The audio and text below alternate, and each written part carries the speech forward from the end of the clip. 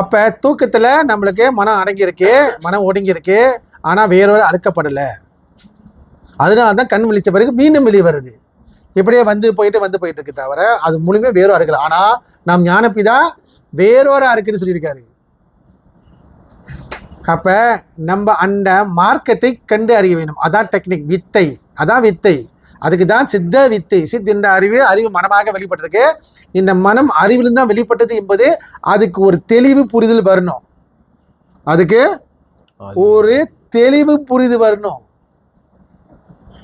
என்னோட சுயஸ்தானமே இந்த அறிவு தான். இந்த அறிவு தான் மனமாக வெளிப்பட்டிருக்கு. அப்ப அந்த மனதுக்கு தான் உபதேசம். யாருக்கு உபதேசம்? மனதுக்கு தான் உபதேசம். மனதுக்கு தான் இவ்வளவு நான் பேசிட்டு இருக்கேன். இந்த மனதை உள்முகமாக திருப்பி தன்னோட ஜீவன்ல கலக்க வைப்பதுதான் வித்தை. அதான் டெக்னிக்ஸ். அப்போது இந்த மனம் அந்த வாசியை கவனிக்க உடைக்க பிறகு அந்த மனம் அந்த வாசியோட இணைஞ்சிரும். ஒரு பொருளை நீங்க பார்க்க என்ன ஆகுறீங்க? ஒரு ஜோதியை பார்க்குறீங்க. ஒரு விளக்கு வச்சு நீங்க பாருங்க, ஒரு ரூம்ல ஒரு விளக்கு வச்சு தியானம் பண்ண சொல்றீங்க. ஏன் சொல்றீங்களா? அந்த ஜோதியை பார்த்துக்கிட்டே இருங்க. உங்களை அறியாம கொஞ்ச நேரம் ஆக என்னாவது அந்த ஒளியோட உங்களை சுத்தி ஒளியாக மாறிடுவீங்க.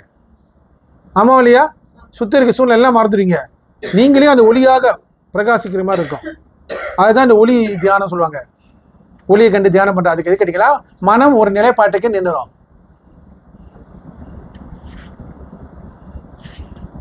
அப்ப அந்தக்குள்ள வழியை அவர் கேட்டாரு, அந்த துவேஷத்தை எப்படி வேற இருக்குது? அது எந்த வழி?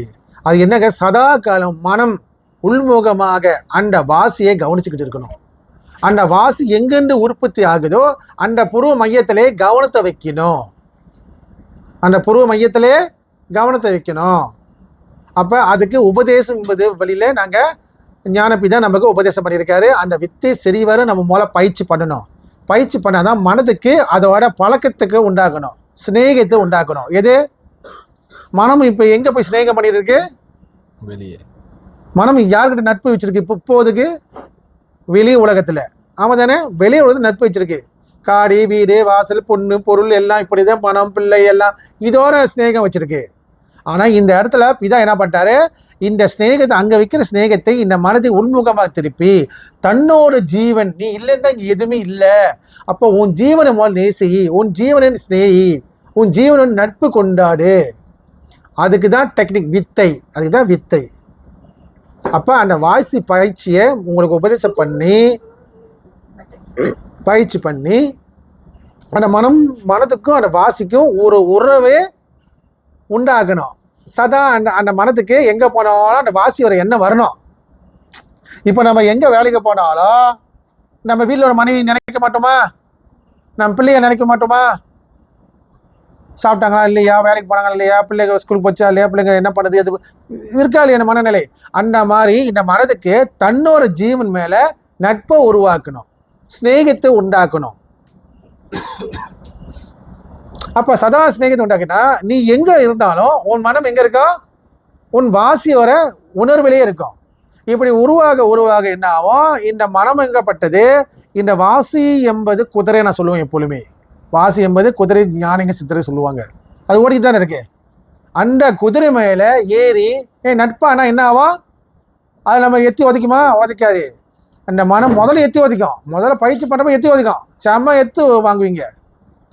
மனதை நிப்பாட்ட முடியுதா? ஒரு இடத்துல உங்கள்கிட்ட வாசிக்கிட்ட ஏதோ சொல்லுங்க. அப்பதான் அடுப்பு சிந்தனை வரும், அப்பதான் புருஷன் திட்டின சிந்தனை வரும், அப்புறம் எவனோ நம்மளை பேசின விஷயம்லாம் வரும்.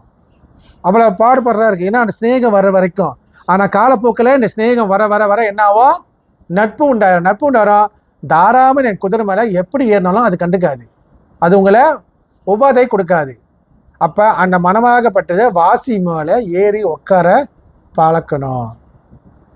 அந்த வாசி மேலே ஏறி உட்காரப்ப அந்த வாசி தான் தன்னோட எங்கேருந்து தன் பிறப்பிடம் எங்கேருந்து பிறந்து வந்துச்சோ அதே இடத்துக்கு தான் போய் வந்துக்கிட்டு இருக்கு. ஆமா தானே? அப்போ இந்த மனமாகப்பட்ட வாசி மேலே ஏறி அந்த பிறப்பு இடத்துக்கு போய் ஒன்று சேரப்ப மீண்டும் இந்த மனம் வெளியே சிந்தனைக்கு வராதனால என்ன கேட்டீங்களா? மனம் வாசியோட இணைஞ்சு அந்த சுழிமுனை வாசலே நிலையில் இருக்கிறோம். தன்னோட சொந்த வீட்டுக்கே போயிடும். அப்போது அங்க மனம் இருக்காது. மனம் தன்னோட சுயஸ்வரூபம் ஜீவ சிவஸ்வரூபமாக இருக்கும். எப்படி? ஜீவ சிவஸ்வரூபமா இருக்கும். அந்த மனம்தான் ஜீவ சிவஸ்வரூபமாக மாறிடும். அப்ப மனம் இருந்தால் தானே இந்த துவேஷம் வரும்போது மனம் தான் ஜீவனாக தன்னை சுய அறிவு நிலைக்கு வந்துருச்சு பழைய மாதிரி. அதான் சித்தம் வித்தை சொன்ன, சித்த வித்தை. அப்ப மனதில் இருக்க பேரோட இருக்கு சொல்லியிருக்காருல்ல. அப்ப ஒவ்வொரு குணத்தை உங்களால் அழைக்க முடியுமா? இன்னைக்கு நான் கோபம் இருக்கணும், ஒரு 5 வருஷம் நான் பயிற்சி பண்ணி கோபமே வராமல் வச்சுக்கிறேன். எப்போ முடிச்சு எப்போ வர போறீங்க? வர வாய்ப்பு இல்லை. அப்ப மனதில் உண்டான 8 குணத்தை மனதை போயிட்டு எங்கன்னு வந்துச்சோ பிறப்பு இடத்துல போய் பயிற்சி பண்ண என்ன ஆகும் கேட்டீங்களா? அதை புரிதலோடு செய்யணும். அதை இப்போ நான் இவ்வளோ விஷயம் பேசுறேன், புரிதலோடு செஞ்சால் மட்டும்தான் உங்களுக்கு படிப்படியாக அந்த தெளிவு உண்டாகும், அந்த சித்தி உண்டாகும். பிறகு அந்த வாசியும் மனமும் வேறு இல்லாமல் ஒரே பொருளாக ஜீவனாக சிவயோகமாக இருக்கும். அதுதான் தூக்கத்தில் இருக்கிற நிலை. இது பொதுவாக எல்லாரும் தூக்கத்தில் இருக்கீங்க, ஆனால் மனம் அழிக்கப்படலை.